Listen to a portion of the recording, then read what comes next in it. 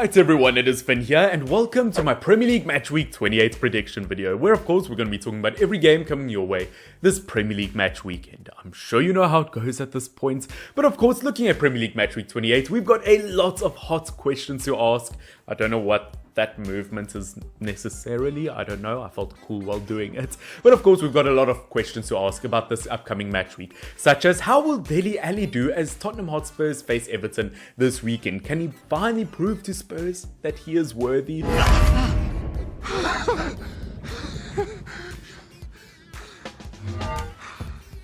still worthy.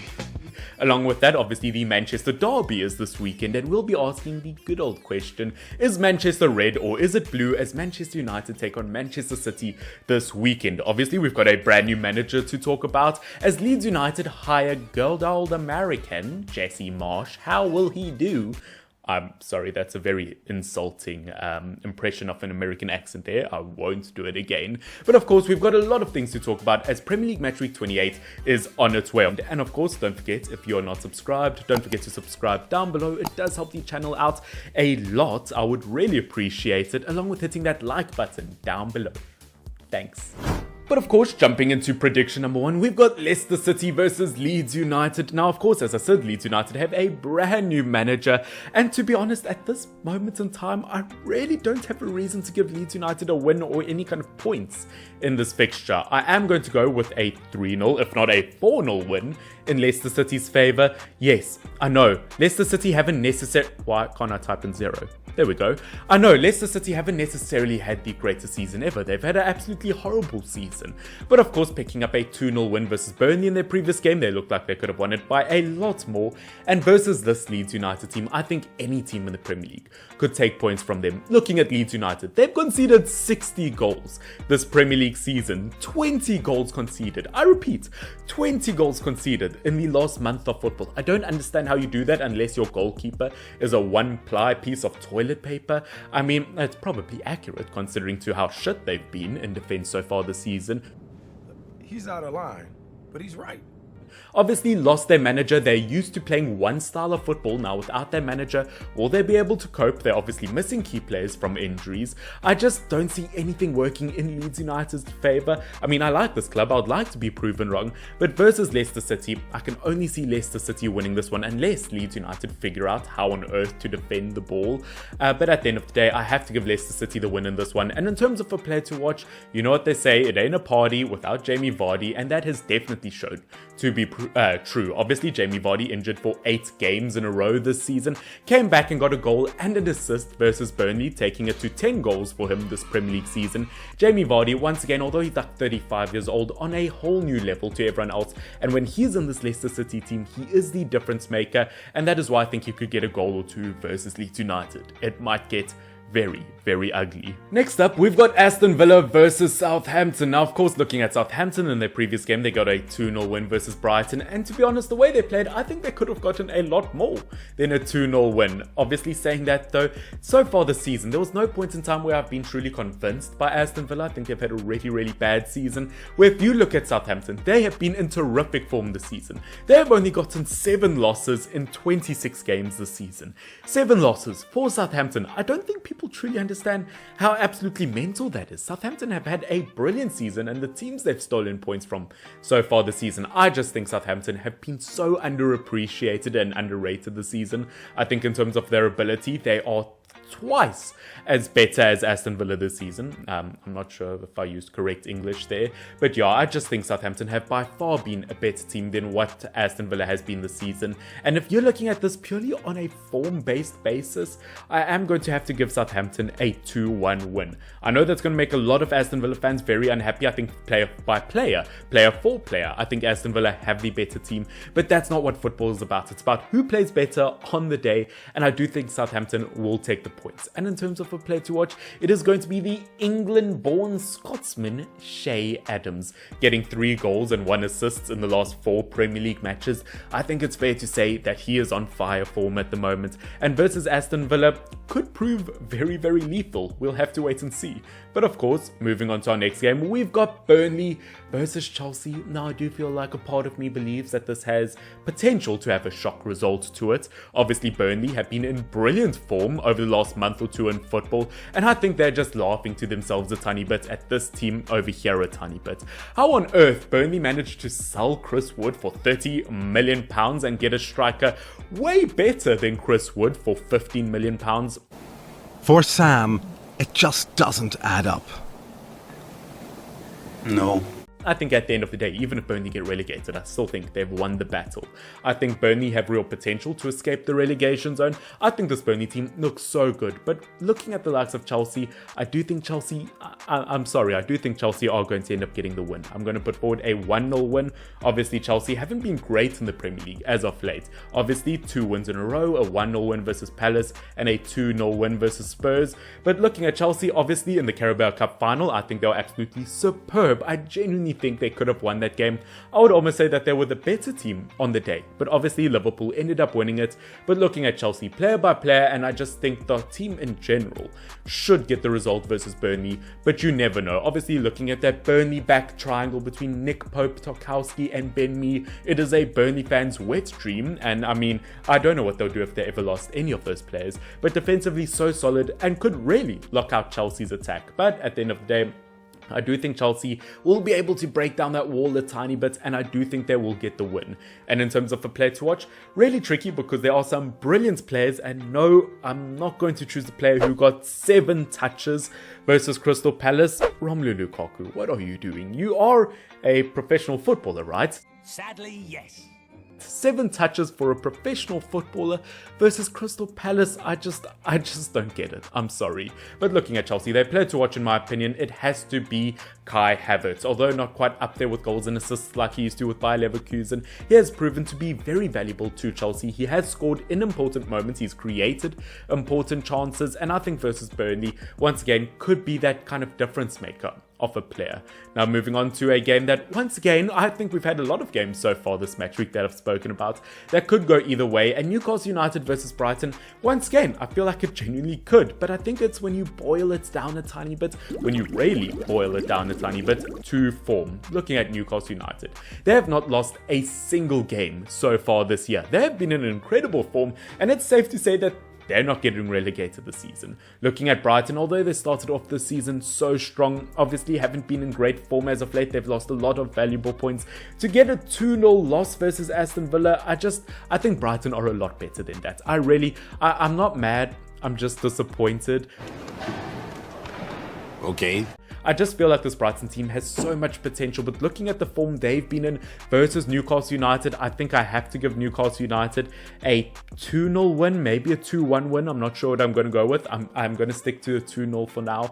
And in terms of a player to watch, although I'd like to go for someone like Joe Willock, it has to be the best Brazilian player in the entire world. No. Who? Neymar? Nah, no one's ever heard of him. It has to be good old Joe Linton, who, moving from a striker position to a midfield position, I'm sure everyone thought the weight would be on his shoulders. It must weigh a Joe Linton. But at the end of the day, Joe Linton playing in that midfield for Newcastle United, obviously scored in the previous game for Newcastle United versus Brentford. I just think he's been a whole new animal for Newcastle United in terms of tackles, in terms of passes. He's been a brilliant option for them, and I think a man on form so far this season could be very dangerous versus Brighton. Now moving on, talking about the likes of Brentford, we've obviously got Norwich versus Brentford, and of course I think the whole talking point is the fact that Christian Eriksen, he is finally back.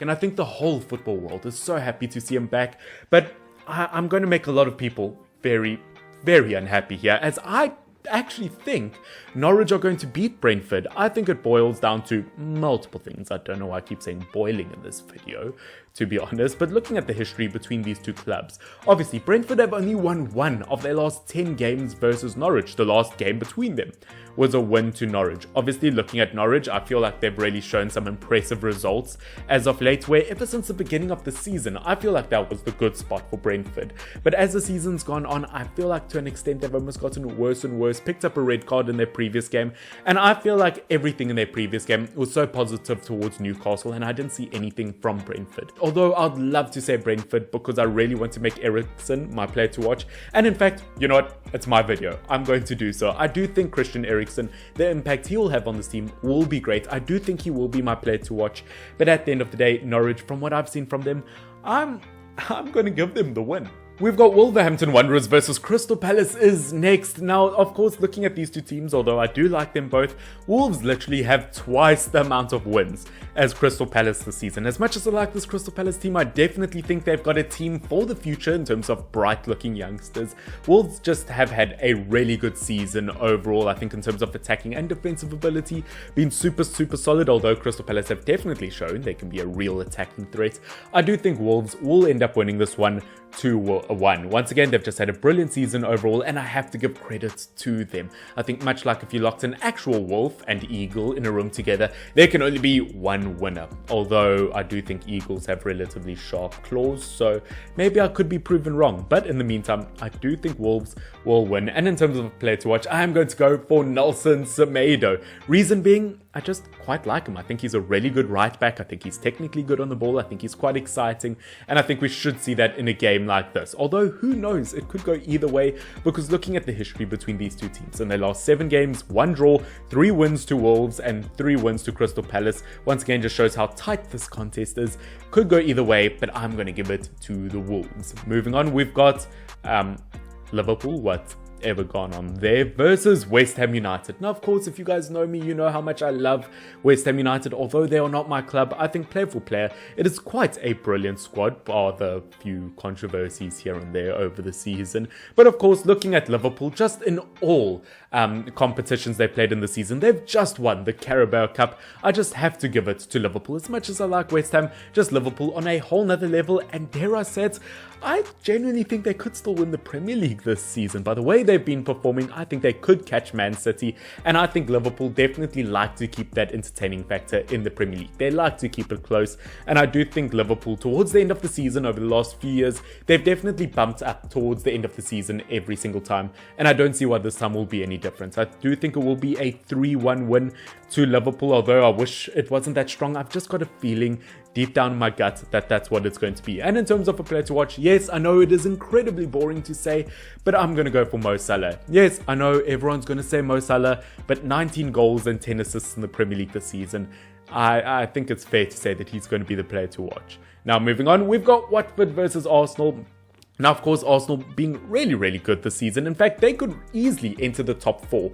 I think they're only like a few points behind Manchester United in 4th place, and they've got 2 games in hand. It could very easily happen. But also, looking at Arsenal, if there was any team to lose to Watford, it could be them. Looking at Watford, they've just picked up a draw versus Manchester United.